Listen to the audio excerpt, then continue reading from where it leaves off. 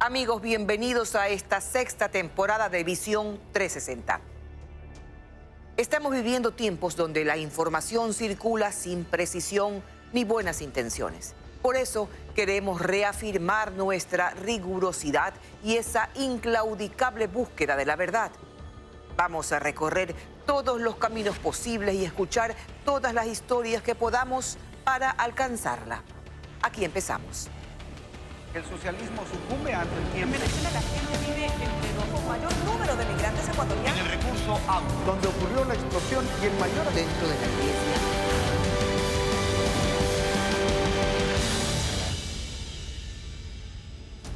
Desde el año 2008, la hidroeléctrica Toachi-Pilatón está en construcción y a la deriva. El actual gobierno busca inyectar 145 millones de dólares adicionales al proyecto, el cual no ha escapado de la controversia, denuncias de corrupción y ahora, como parece cada vez más habitual en estas megaobras, problemas técnicos en su construcción. Sin estar operativa, la central Toachi-Pilatón, ubicada entre Santo Domingo de los Áchilas, Pichincha y Cotopaxi, registra fisuras, rompimiento del hormigón y filtraciones de agua. Con imágenes inéditas, Hernán Higuera nos cuenta en qué condiciones se pretende reiniciar los trabajos de una inversión que se ahoga.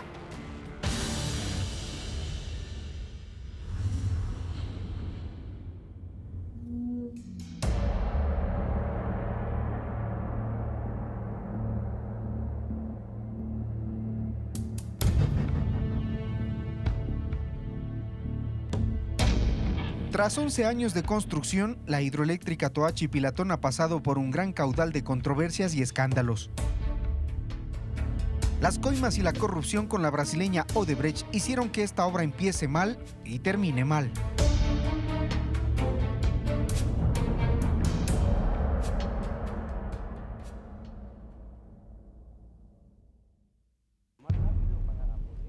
Esta enorme infraestructura fue hecha para que desde el 2015 produzca 250 megavatios de electricidad con la fuerza de los ríos Toachi y Pilatón. Pero lo que ha generado hasta hoy es una compleja historia de irregularidades e inconvenientes que la tienen ahogándose entre la vegetación y el óxido de sus equipos. El actual gobierno intenta ponerla en marcha pese a que el país cuenta con la generación de energía suficiente. Probablemente el proyecto sea declarado en emergencia para darle 145 millones de dólares adicionales a los 500 millones ya invertidos para que Lenín Moreno le inaugure, quizá al final de su mandato. Visión 360 pidió a Selec Empresa Pública visitar la obra para comprobar la veracidad de una denuncia que hicieron desde el anonimato funcionarios del mismo Selec, que alertaron de graves problemas en parte de la estructura de la hidroeléctrica. La denuncia fue puntual. Algunas fallas en la construcción y algunas fallas tal vez hasta originadas en los estudios. En el túnel que va de la presa Toachi a la casa de máquinas de Ayuriquín existen filtraciones de agua que dificultaban el hormigonado, el revestimiento con hormigón armado del túnel. La entrada de agua es bastante. El túnel de presión de Toachi hacia Yuriquín era entonces nuestro objetivo. La visita a la central fue aprobada y, como suele suceder, aparecen gran cantidad de funcionarios en un lugar donde no se hace nada. Este grupo de trabajadores fue puesto por Selec para hacer trabajos intrascendentes, para fingir que estaban laborando. Nos dimos cuenta en la intrascendencia de lo que hacían. En medio de eso nos explicaron que todo estaba bien y que aquí falta apenas un 3% de obras civiles y equipamiento para que Toachi-Pilatón empiece a generar electricidad.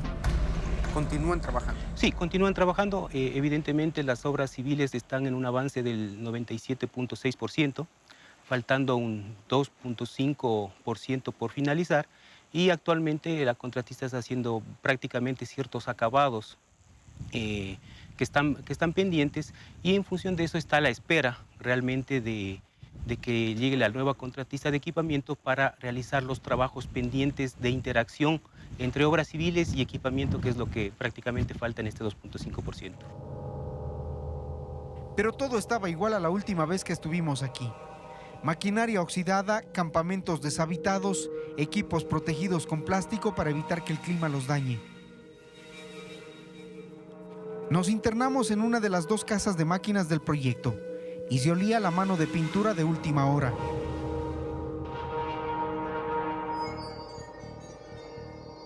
Allí los generadores de Sarapullo que quedaron a medio instalar, porque el anterior gobierno terminó el contrato con los rusos de la empresa Interao, que incumplieron los plazos y que hoy están en controversia internacional.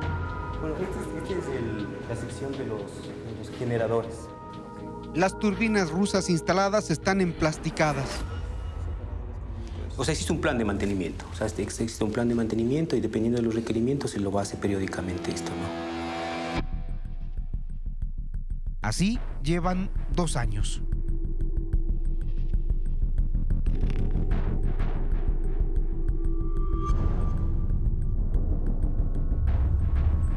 Más adelante está lo que buscamos, el túnel de presión en el tramo Toachi a Yuriquín. El proyecto está construido en cascada. El primer tramo Pilatón-Sarapullo y el segundo Toachi a Yuriquín. Este es el túnel al que queremos entrar. Fue construido a 200 metros de profundidad.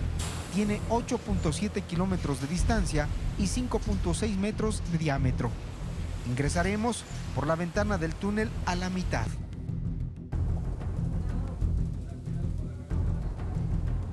El mismo personal de Selec nos preparó para un escenario completamente oscuro y húmedo.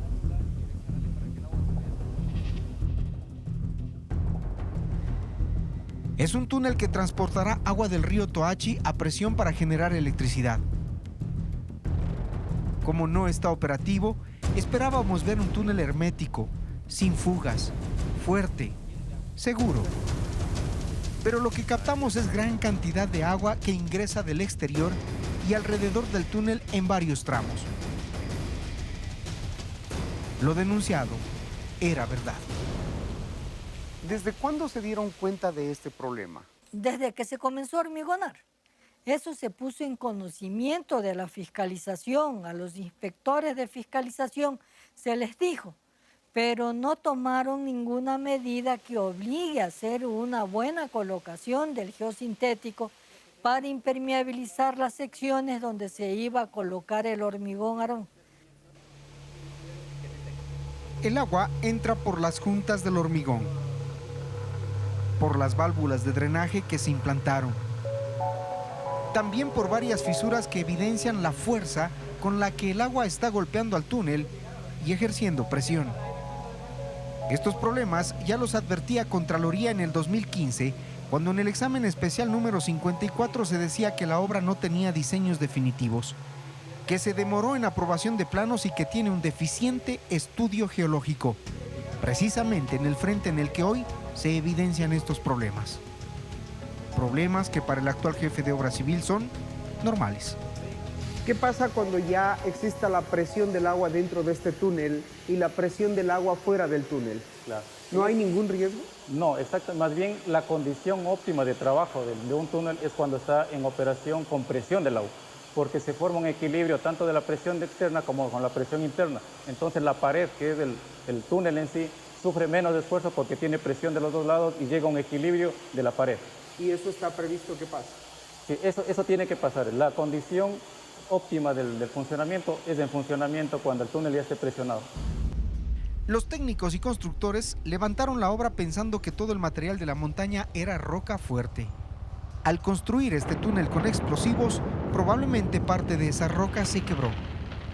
El agua que se recogía en vertientes, esteros y quebradas empezó a filtrar agregándose a grandes caudales de ríos subterráneos que estaban alrededor del túnel, penetrando en el hormigón cuya calidad ha sido cuestionada en sus materiales y en su método de montaje, en sendos informes que también los tiene Selec EP. Yo fui parte de la fiscalización durante unos 6 meses en el año 2012 del proyecto. Lamentablemente la empresa CWE, la empresa constructora, ellos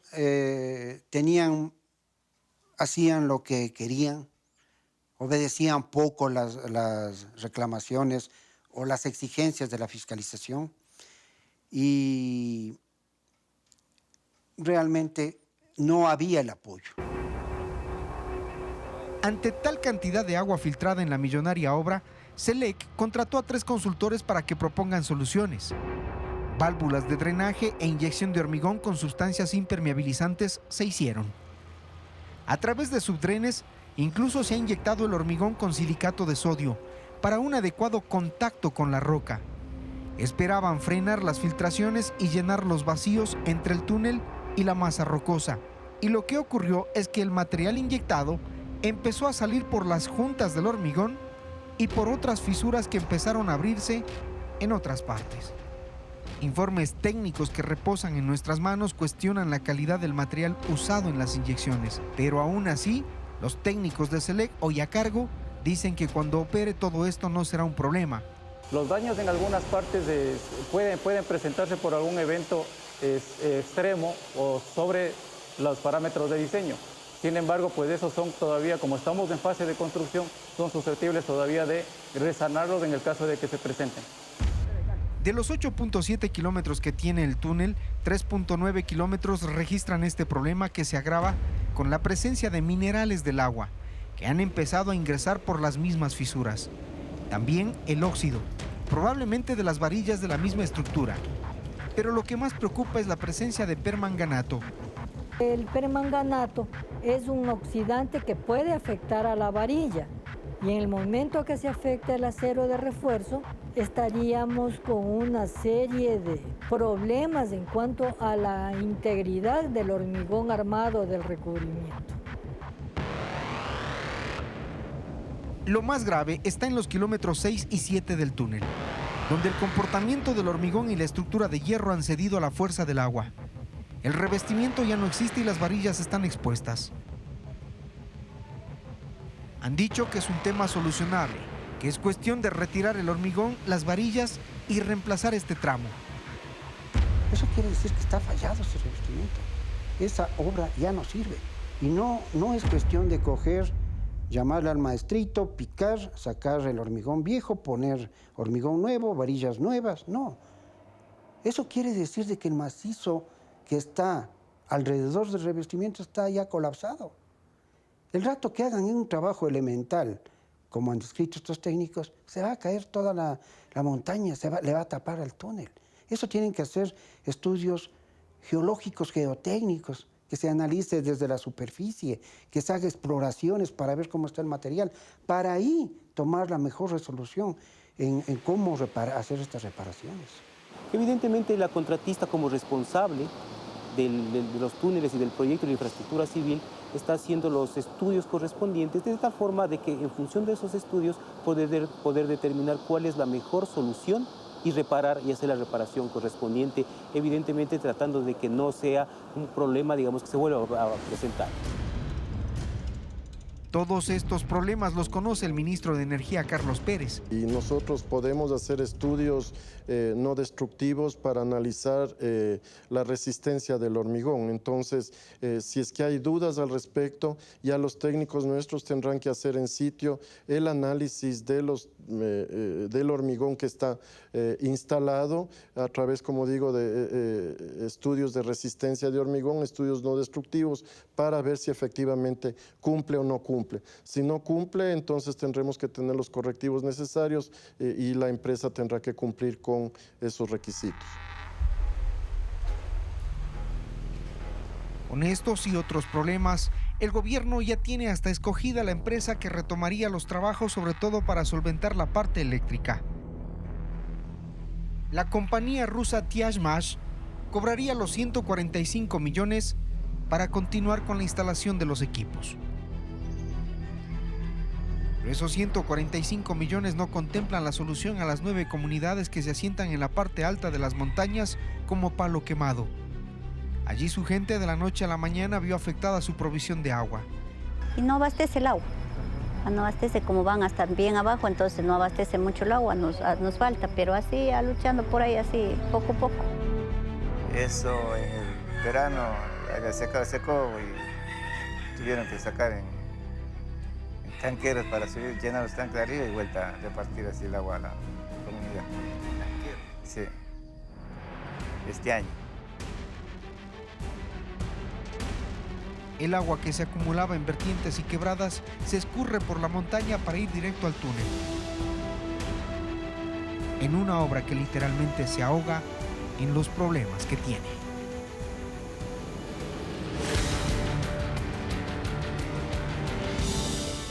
Al regresar, nos adentramos en un fenómeno social poco explorado, la prostitución masculina. Esto es Ecuavisa y su Visión 360, sexta temporada.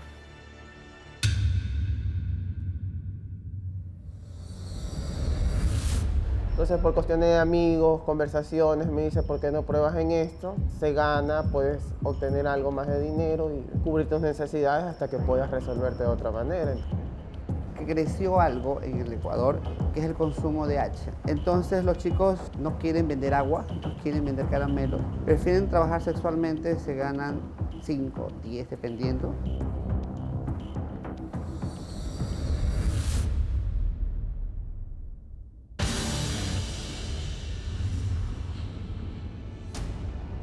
Cuando alguien escucha hablar de prostitución, posiblemente piense en esta escena, una mujer en una esquina esperando clientes.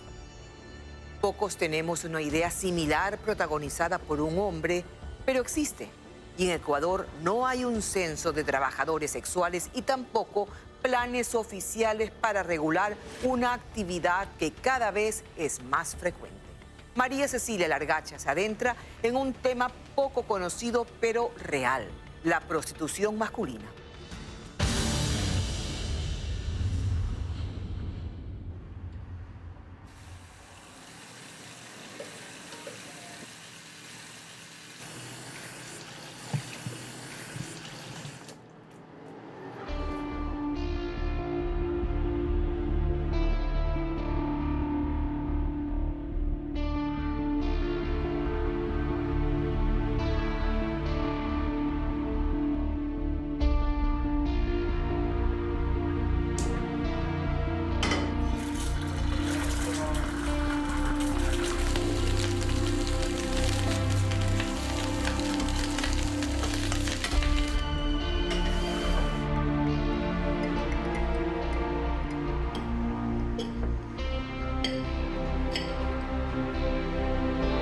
Los días de Miguel comienzan como los de cualquiera, sin que nada parezca fuera de lo común.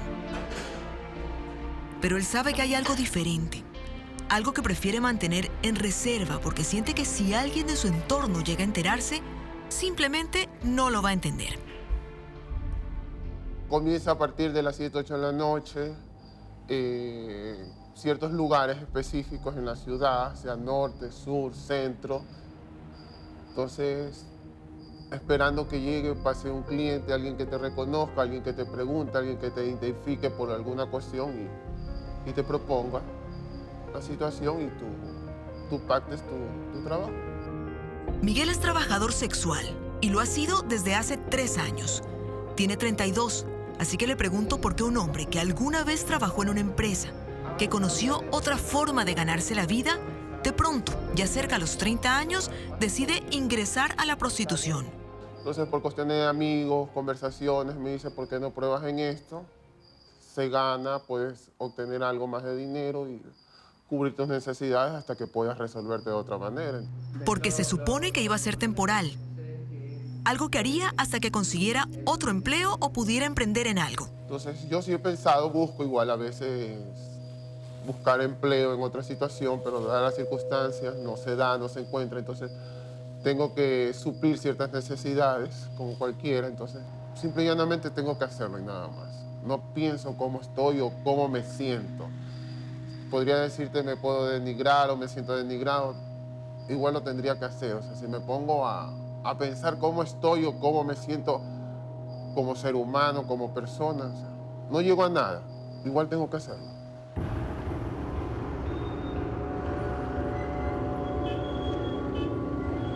En la actualidad yo creo que ha tomado un poquito más de fuerza en el sentido de que hay más chicos trabajando en esto. Pero no es que están trabajando ordenadamente, no es que están trabajando agremiadamente, sino que está creciendo por una necesidad. Ricardo Herrera es activista. Cuando se refiere a una necesidad, no habla de cubrir gastos básicos, comida, vestimenta. Se refiere a otra cosa. Es una necesidad de un consumismo, en este caso por droga. Creció algo en el Ecuador, en Guayaquil, que es el consumo de H. Entonces los chicos, no quieren vender agua, no quieren vender caramelos, prefieren trabajar sexualmente, se ganan 5, 10, dependiendo. Entonces es un dinero más fácil. Ciertamente el tema de las drogas ha servido como abono al trabajo sexual masculino, pero la verdad es que ni todos los que consumen drogas se prostituyen, ni las drogas son la causa única para el comercio sexual. Como en todos los ámbitos, las razones son varias, y las historias también. A Mario, por ejemplo, lo conocimos haciendo caso de lo que nuestros entrevistados nos han dicho en este reportaje. Caminar por la calle, mirar los grupos de jóvenes en las esquinas donde se reúnen habitualmente y hacer contacto visual con uno, para dar a entender que había un interés personal. Para algo sexual de una hora es el valor de 35 a 40 dólares la hora, que equivale a los 60 minutos. Si quieres solamente morbo oral, es justamente 20 dólares. Le explicamos entonces quiénes éramos. Le pedimos que compartiera su experiencia con nosotros y que nos hiciera un recorrido por ese mundo escondido que para él es rutina. Y Mario aceptó, aunque con cierto temor, porque dice que en este negocio la seguridad es algo que les preocupa siempre. Cuando tú me pones el lugar, la tarifa no varía, pero ese es el riesgo que nosotros corremos. Porque como te puedo decir, yo puedo ir a tu departamento y ¿qué quieres hacer en el otro dormitorio? No me tienes escondido 2, 3. Si a lo mejor no corro el riesgo de que me violes, de que me escopolamines.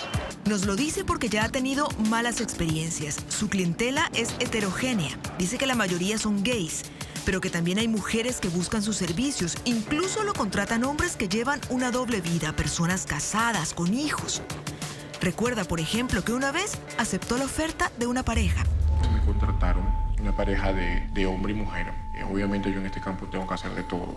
¿Un trío? Sí, exactamente, un trío. Y parece que el señor era muy celoso. Y en el momento que yo estaba procediendo a estar con la mujer, estábamos con tragos y él me sacó un revólver. Me lo puso en la 100 y me dijo que me iba a pagar caro por haberme comido a la mujer. Me sacaron de la habitación él, porque a él le dio un bofetón y la tenía apuntada a ella, que si ella gritaba, pues le daba un bolazo. A mí me dijo salte de la habitación desnudo. Así que le decimos que escoja él el lugar al que lleva habitualmente a sus clientes. Son sitios a los que llaman dormitorios, en los que cobran 5 dólares por hora y que se cuentan por decenas en puntos estratégicos de Guayaquil. Obviamente no tienen letreros que los identifiquen. Al que Mario nos llevó parecía un garaje por fuera, nada que hiciera sospechar su verdadera función. Te soy sincero, he tenido fiestas que han habido políticos, ha habido gente de la farándula, donde sí me han ofrecido el triple de la cantidad por hacerlo sin preservativo. Lo que yo he llegado, y siendo sincero, he llegado a tener un full morbo sin preservativo, un sexo oral sin preservativo, pero una penetración, no. Ahí va el punto. Me han ofrecido. ¿Qué hiciste? La verdad que no acepté. Este relato no es simplemente anecdótico, no es una experiencia que solo lo afecta a él. La posición que tiene un trabajador sexual frente al uso de un preservativo es algo que le interesa a la sociedad entera, porque puede convertirse en una vía directa de contagio de enfermedades de transmisión sexual. Actualmente hay un rebrote de sífilis. De pronto, nosotros como fundación obsequiamos los preservativos, ¿no es cierto? Los obsequiamos, hacemos las pruebas y todo lo demás, pero igual hay un rebrote. Porque de pronto viene un cliente y te dice, ¿sabes qué? Yo te pago 20, pero no utilizamos preservativo. El chico por la desesperación, 20 dólares, bueno, vamos.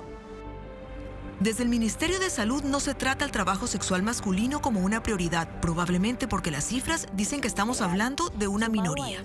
Nosotros durante el 2018 brindamos 137.000 atenciones exclusivamente a personas que se dedican a ejercer el trabajo sexual.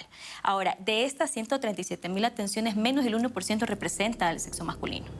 Pero esa minoría existe y va creciendo, sin estadísticas, sin reglas, sin control.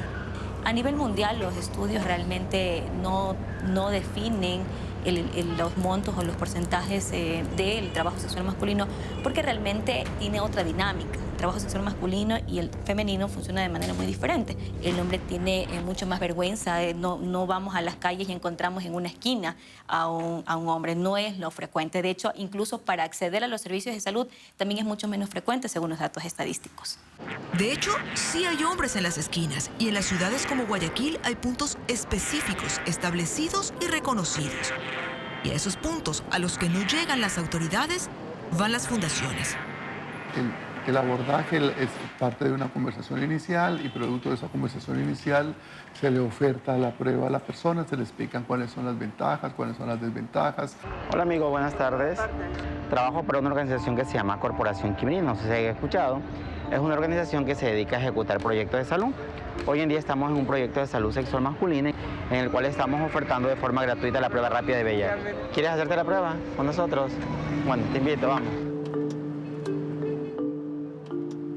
En el caso de que la prueba dé positiva, el brigadista está capacitado para hacer un manejo de crisis, hacer un poco de contención de crisis y luego se le pide a la persona que o se le acompaña a la persona o ya sea a un lugar más tranquilo o se cita que venga acá al centro comunitario para poder darle todo el acompañamiento. El aporte del Ministerio de Salud se da casi siempre a través del activismo. En este caso, por ejemplo, es la Fundación Quimirina quien realiza la labor y el Ministerio ayuda con financiamiento. Les proveen las pruebas, les entregan kits con preservativos para que estos, a su vez, sean repartidos a los trabajadores sexuales. En el 2018, Quimirina realizó cerca de 18.000 pruebas gratuitas en 6 ciudades del país. Cerca de 400 salieron reactivas al VIH, es decir, positivas al virus. Existen páginas, existen aplicaciones en las cuales tú puedes buscar trabajo sexual o gratuito o pagado, ¿no? Hay muchas páginas, en este caso, que te indican hasta a cuántos pasos o a cuántas millas, a cuántos metros está la persona para hacer el encuentro. Estamos hablando de un trabajo sexual visible, que está creciendo. Aparte de los SCORN, que son dentro de las páginas que hay, ¿no? Que hay algunas aplicaciones, no solamente una, hay algunas aplicaciones, entonces son más todavía, ¿no? Pero esos son más tapiñados para clientes más exclusivos. Es que este es un mundo en el que casi siempre sus protagonistas prefieren el anonimato. Casi siempre, porque hay algunos que han decidido no solo mostrar su rostro, sino ir más allá.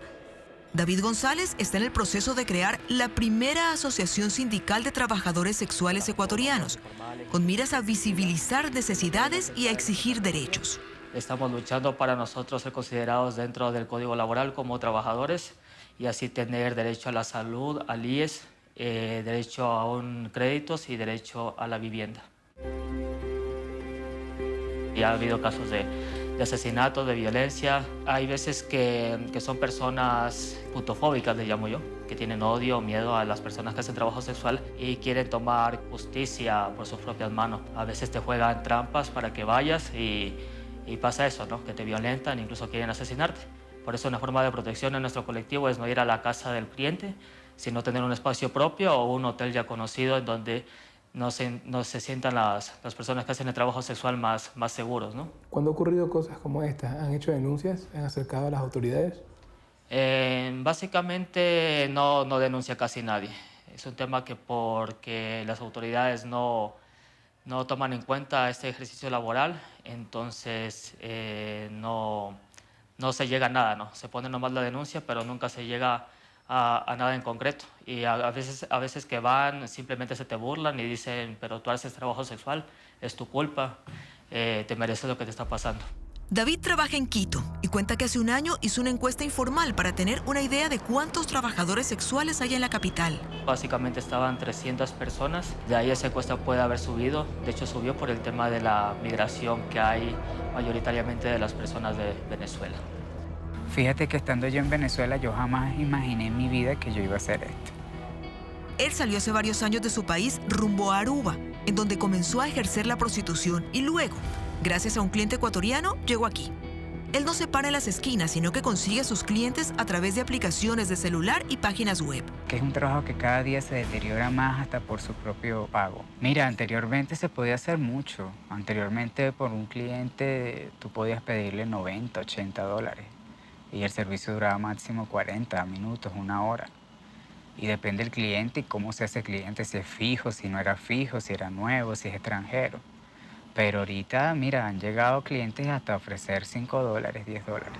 Fabián reconoce que la búsqueda de dinero fácil, la escasez de empleo y hasta la llegada masiva de sus compatriotas ha saturado el mercado.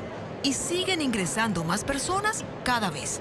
Entonces, por eso es que hay que tomarlo en serio. Si no lo tomas en serio, en especial estos chicos que son muy pelados, que ahorita se ponen en cualquier app y hacen ese tipo de cosas, no tienen idea que creen que empiezan a agarrar el dinero y no tienen idea de los trasfondos de esto. Esto te consume. La población no es que necesita que nos pongan una corona, que nos pongan una alfombra roja.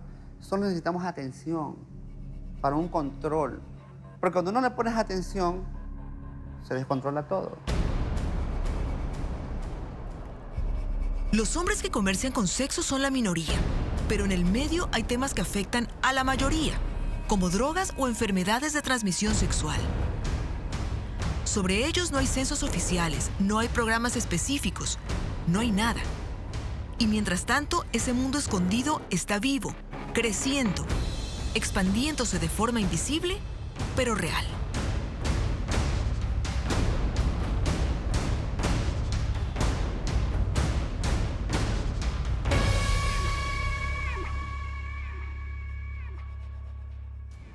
Al volver, un año después, se mantiene el misterio alrededor del asesinato del equipo periodístico de Diario El Comercio en la frontera norte.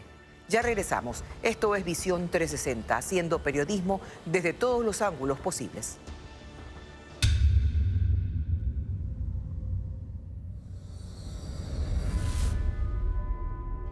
Más allá de los criminales que están tras las rejas o que han dejado de existir, quedan abiertas muchas preguntas acerca de cómo actuó el Estado frente a la crisis y si en algún momento se hará un mea culpa, un reconocimiento de que si se hubieran hecho las cosas de otra manera, quizás ahora no estaríamos llorando la muerte de 10 personas. Yo no sé si es que es solamente negligencia, no sé si es que hay una actitud premeditada de ciertos grupos que pueden estar vinculados también al crimen organizado. No ha habido sanciones para ninguna de las personas que fueron corresponsables de lo que ocurrió.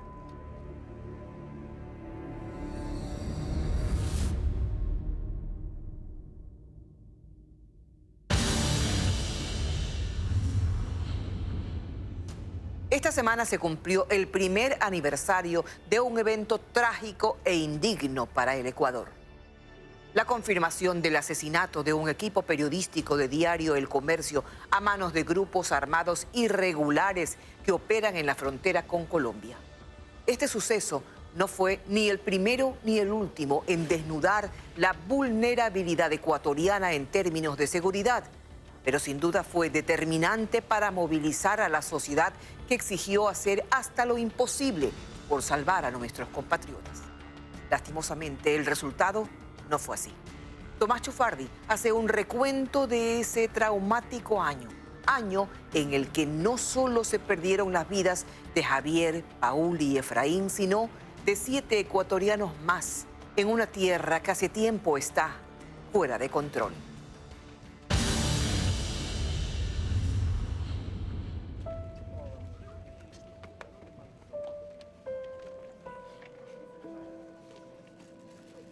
Hay momentos en la vida en que uno quisiera olvidar, pero son tan fuertes que en vez de desaparecer se aferran a la memoria con obstinación, causando una y otra vez el mismo dolor, la misma pena. Días atrás, un pequeño grupo se reunió a las afueras del ECU 911 en Quito para compartir entre sí ese dolor y esa pena. se reunieron para recordar, aunque presumiblemente, en el fondo, preferirían olvidar todo lo que tuvieron que sufrir y soportar. Para nosotros regresar al ECU 911, no tienen idea lo que significa. Cómo vivimos adentro, en ese famoso comité de crisis, lo que ahora sí podemos decir con certeza, una serie de mentiras. Vernos la cara todos los días con información falsa. No, los familiares y amigos del equipo periodístico de Diario El Comercio, que fueron secuestrados y asesinados hace un año en la frontera, no olvidarán jamás. Imposible hacerlo, cuando cada día se van develando nuevos detalles de cómo fue este suceso que conmocionó sus vidas y conmocionó al país entero. Llegamos el lunes, nos tuvieron aquí este día lunes, 26 de marzo, y nos han tratado bien, estamos bien, quien nos escuche este mensaje, estamos bien, y ahorita solo estamos en manos del gobierno ecuatoriano, del presidente Lenín Moreno. Ellos simplemente están negociando, no nos han hecho daño. Este video, por ejemplo, que muestra a Paul, Javier y Efraín recién retenidos y confiados de que su situación sería momentánea, se publicó hace pocos días en el portal periodístico Código Vidrio. Tardó un año en ver la luz, a pesar de que Javier hizo mención de él en la infame prueba de vida que enviaron poco antes de ser asesinados. Y como lo dijimos en el primer video, queremos en sus manos, en el gobierno ecuatoriano, están nuestras vidas. Solo queremos decirles que nos piden el intercambio de rehenes, de detenidos, los 3 detenidos que ellos piden por nuestras 3 vidas. Presumiblemente, las autoridades tenían conocimiento de la primera grabación, pero por alguna razón la mantuvieron oculta. Y ocultos se mantuvieron muchos más detalles que salieron a la luz en el libro Rehenes, escrito por Arturo Torres y María Belén Arroyo. Torres cree que uno de los principales fallos en el manejo del secuestro fue la falta de coordinación entre las fuerzas del orden y las autoridades. Aquí se conformó un comité de crisis que era el encargado de manejar toda la situación, pero lo que descubrimos es que la policía no informaba lo pertinente a la cabeza que estaba en el mando único unificado, ¿no es cierto?, que era el comandante Merlo, que era el que debía tener toda la información para tomar decisiones, como por ejemplo, no dejar pasar a civiles a zonas que estaban controladas por gente del Guacho. Esa información nunca le llegó.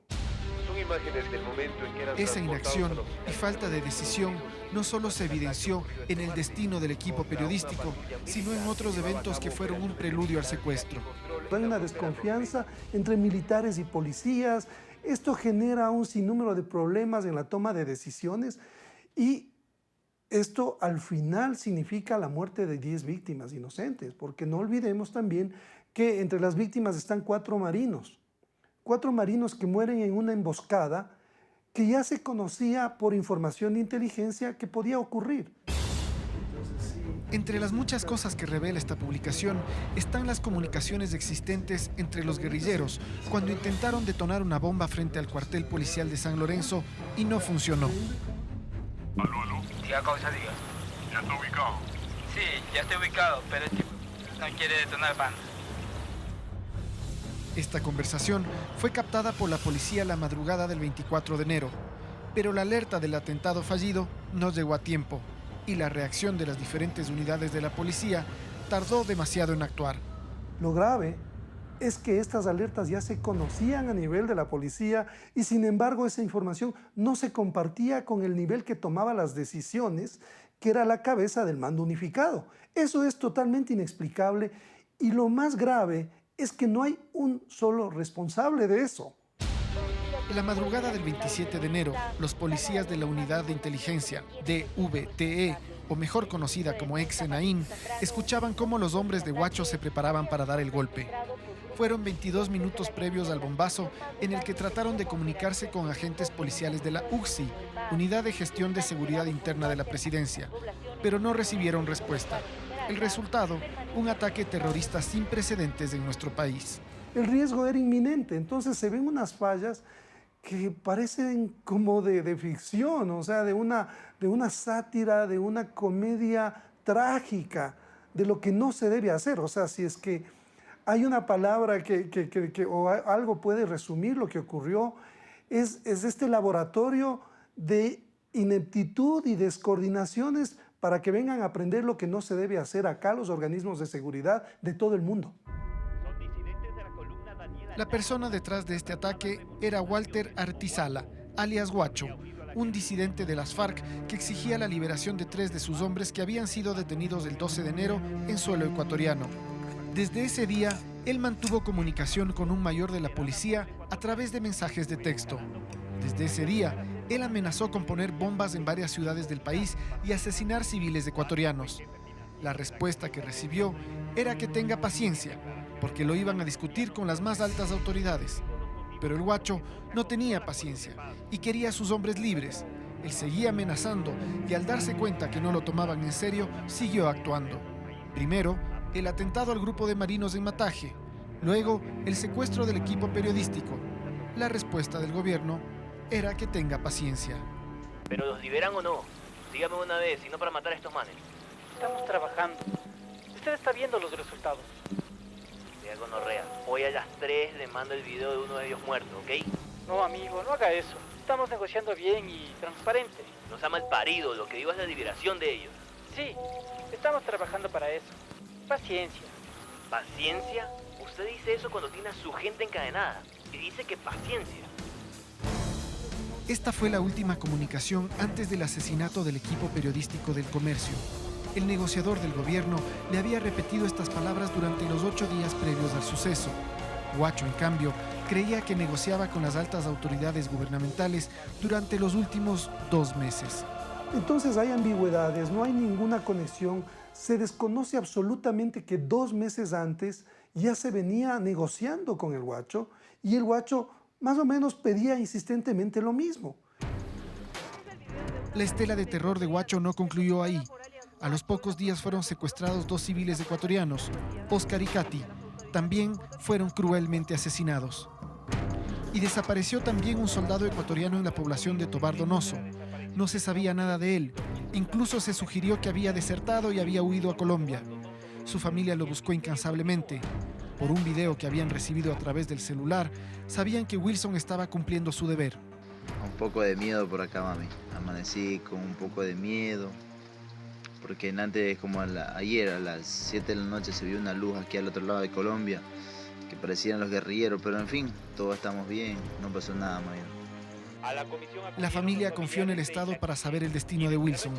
Les prometieron que harían todo lo posible para encontrarlo y que se estaba coordinando la búsqueda con las autoridades de Colombia. Iban pasando los meses, no había resultados, que esperemos que están haciendo las coordinaciones con el vecino país, que ya todo está coordinado con Colombia, que de pronto si nosotros hacemos algo, podíamos hacer algo equivocado, que podíamos poner en riesgo de pronto la vida de Wilson y entorpecer las investigaciones. 9 meses después, Henry y Gloria fueron a Colombia con sus propios y escasos medios a buscar información. Jamás imaginaron encontrar el cuerpo de Wilson abandonado en una morgue. Al llegar allá, jamás pensé encontrar a mi hijo botado ahí hace 8 meses más. Él era todo para mí. Él me cuidaba, me daba todo. Ahora me siento sola.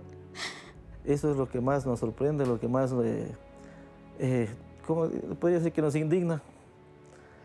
Porque siendo un militar, un miembro de las Fuerzas Armadas, un miembro que ha dado parte de su vida al Estado, a servir al país, no le dieron la ayuda, lo dejaron solo.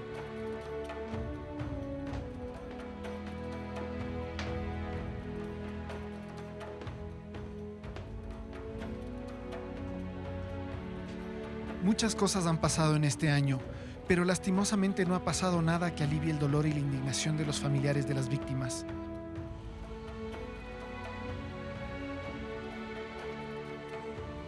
Así lo siente Cristian cada vez que sube a la camioneta de su papá, a la apreciada camioneta de Efraín que transportó al equipo periodístico del Comercio hasta Mataje y que fue abandonada allí luego de que se los llevaran a Colombia. Y el dolor, la tristeza que no he dejado de sentirla un solo día, se fue convirtiendo en gran parte en indignación, en ese dolor y en esa rabia de saber y de empezar a darnos cuenta con las cosas que pasaron con nosotros y con las cosas que se van conociendo poco a poco, cómo funciona esto. Ahí están los rosarios, las franelas, la fotografía suya que su papá llevaba en cada viaje. Ahí están las anotaciones que hacía prolijamente Efraín para cumplir con su trabajo. Hoy, un año después, te puedo decir que nos mintieron de forma deliberada. Desde el simple hecho de reunirnos en un sábado, en la primera semana, de forma informal, sin que nadie conociera. Nos reunieron en el ECU para decirnos que ellos estaban analizando el proceso del canje. Resulta que semanas o meses después dijeron que no había una negociación. ¿Cómo podemos interpretar eso de una manera objetiva? O sea, nos mintieron y lo hicieron de forma deliberada. O en realidad tuvieron una incapacidad total sobre las cosas que estaban ocurriendo y sobre la marcha fueron improvisando. Los familiares de las víctimas responsabilizan directamente al gobierno y lo acusan de no ser honesto, de haberles mentido y de no haber hecho lo ofrecido para salvar a sus seres queridos. La ministra María Paula Romo no ocupaba ningún cargo durante la crisis de la frontera, pero cree firmemente que se actuó con transparencia. Ni el gobierno ni el presidente han mentido. Sería un sinsentido el pensar que hay algún interés del gobierno en mentirles a los familiares o en mentirle al país sobre esta crisis. Según ella, el Ecuador fue víctima de una situación inédita y sin precedentes. Una situación que fue la consecuencia de ejercer mayor control y menos permisividad ante la situación irregular de la frontera. Fue una experiencia dolorosa para el país, fue una experiencia inusitada para el país. Al contrario de otros países de la región, en el Ecuador nosotros no hemos tenido casos con estas características. Entonces, en ese sentido, creo que era una crisis que no se había vivido antes, una crisis que tal vez tenemos ninguna experiencia comparada con países en donde esto sucede. Y asegura que a pesar de todo el daño causado, el gobierno supo responder ante la crisis. Nada es suficiente frente al dolor que provocó esta crisis, pero decir que no ha sucedido nada no se ajusta con la verdad. Le repito, hay 75 personas del Frente Oliver Sinesterra procesadas penalmente. Se desestructuró una organización criminal que estaba vendiendo municiones a este grupo irregular, y se instaló una comisión especial, se propició una comisión especial del sistema interamericano cuyas observaciones estamos esperando para poder actuar. Pero más allá de los criminales que están tras las rejas o que han dejado de existir, quedan abiertas muchas preguntas acerca de cómo actuó el Estado frente a la crisis y si en algún momento se hará un mea culpa, un reconocimiento de que si se hubieran hecho las cosas de otra manera, quizás ahora no estaríamos llorando la muerte de 10 personas. Yo no sé si es que es solamente negligencia, no sé si es que hay una actitud premeditada de ciertos grupos que pueden estar vinculados también al crimen organizado para que ocurran todas estas cosas, pero me llama mucho la atención que pese a que se identifican todo ese sinnúmero de problemas, hasta ahora no haya un solo responsable, ni haya consecuencias en lo legal, en lo judicial, ni tampoco a nivel de las instituciones. No ha habido sanciones para ninguna de las personas que fueron corresponsables de lo que ocurrió. Nos han preguntado, ¿por qué no dejamos las cosas ahí? Si estamos buscando algo más. Mucha gente ha sido abierta y de frente nos dicen si buscamos dinero, y no es así. No es así, lo que buscamos es justicia, lo que buscamos es saber qué pasó y sabemos que hay responsables en esto y queremos que esos responsables algún día paguen. Hasta que llegue ese día, hasta que la verdad se imponga, harán falta 3 colegas, 3 profesionales, 3 amigos en una sala de redacción que todavía mantiene sus puestos vacíos en memoria de su trabajo y su sacrificio. Hará falta un padre en un hogar, hará falta un hermano y un hijo. Nos faltarán 3, nos faltarán 10. ¿Cuántos más nos faltarán?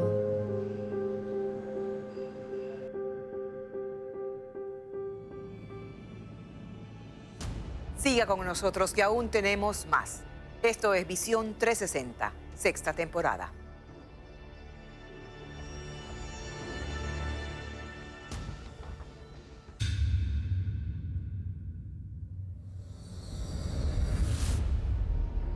En esta sexta temporada, nuestro compromiso con ustedes no ha cambiado.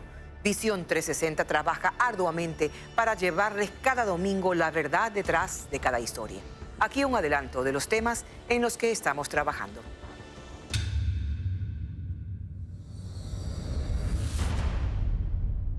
Las poblaciones ecuatorianas y colombianas no conocen de fronteras. Mantienen estrechas relaciones familiares y comerciales, porque los separan unos escasos kilómetros o minutos en bote. Pero al otro lado de la frontera, fue un enfrentamiento demasiadamente, diría yo, horrible. ¿Y qué se escuchaba? Así los tiros, era ahí, boom, 260 personas huyeron de sus comunidades en Colombia y llegaron a Palma Real, en el último rincón del límite ecuatoriano. El que puede correr, escondernos, salir del pueblo, buscar refugio en otra parte.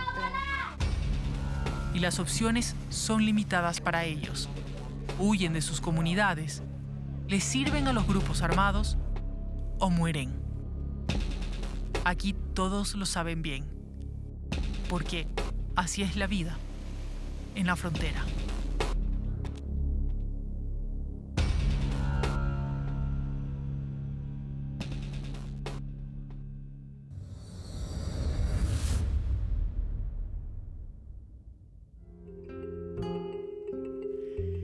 El ser humano retorna a lo vital, a sus raíces. Julio César Trujillo encuentra sentido a la vida recorriendo el campo y recordando. Es uno de los personajes más poderosos del Estado y aquí se mezcla con naturalidad entre la gente humilde del lugar. Sus pasos lentos cargan la preocupación de los años y cada impulso es una orden, una determinación. No ha sido extraño ver a Julio César Trujillo encabezando marchas de protesta en las calles de Quito. Aunque por su edad pudiera estar retirado, dice que los acontecimientos del país son demasiado importantes, que no cabe la indiferencia. No podía yo ver impunemente que los dineros del Estado se los roben. ¡Democracia sí! ¡Dictadura no! Trujillo fue parte de la Comisión Nacional Anticorrupción. En el marco de las investigaciones denunciaron sobreprecio en la compra del terreno para la refinería del Pacífico. El ex contralor Carlos Polit los demandó por daño a su honor. Cuando me condenaron, ahí, eso me dolió mucho. Todas las instituciones... Quiso ser piloto, pero se graduó de abogado. Fue catedrático y vicerrector de la Universidad Católica. Su carrera política empezó como conservador progresista, defendiendo los derechos laborales. En el Consejo de Participación Ciudadana y Control Social Transitorio, Trujillo atiende con paciencia las más diversas solicitudes. A los 88 años, su fe se fortalece. Ha pensado en la muerte y dice que no le quita el sueño. Espero la misericordia de Dios. Y como Él es misericordioso, me ha de perdonar.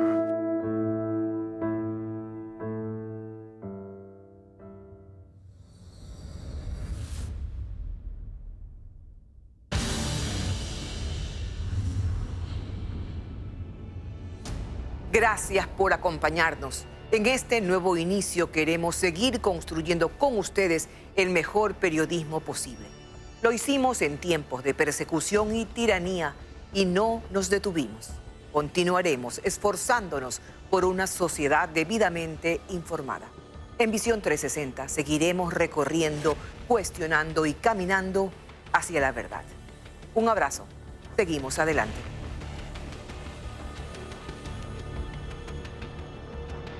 Visión 360 llegó gracias a... Los caminos de la vida no son como yo creí.